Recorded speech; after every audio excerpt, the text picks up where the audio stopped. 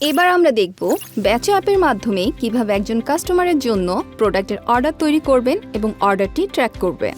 প্রথমে স্ক্রিনে দেখানো অপশন থেকে কাস্টমারের ডিটেলস, যে সকল প্রোডাক্ট তিনি কিনতে চেয়েছেন তা এবং যে ঠিকানায় প্রোডাক্ট ডেলিভারি চান তা অ্যাড করে নিন। এসব তথ্য দেবার পর কাস্টমারের জন্য ডিসকাউন্ট দেওয়া এবং অর্ডারটি কি ফুল অ্যাডভান্স পেইড, আংশিক পেইড নাকি ক্যাশ অন ডেলিভারি হবে তা সিলেক্ট করে দিন। সাথে সাথে পেমেন্ট বিকাশ, নগদ, রকেট, ব্যাংক অ্যাকাউন্টে নাকি ক্যাশ অন ডেলিভারি হবে তাও যোগ করুন। আপনি চাইলে এটা কাস্টমারকেও সিলেক্ট করতে দিতে পারেন। তথ্যগুলো এন্ট্রি দেবার পর একটি অর্ডার লিঙ্ক এবং কিউআর কোড তৈরি হবে। কাস্টমার তাতে ক্লিক করলে অর্ডার সম্পর্কিত সকল তথ্য এভাবে দেখতে পাবেন।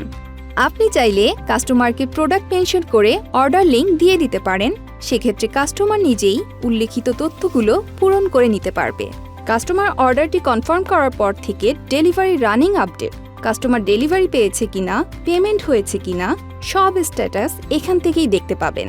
এমনকি অর্ডারটি সম্পন্ন বা বাতিল হলে কিংবা রিটার্ন আসলে সেসব আপডেটও ট্র্যাক করতে পারবেন এখান থেকেই।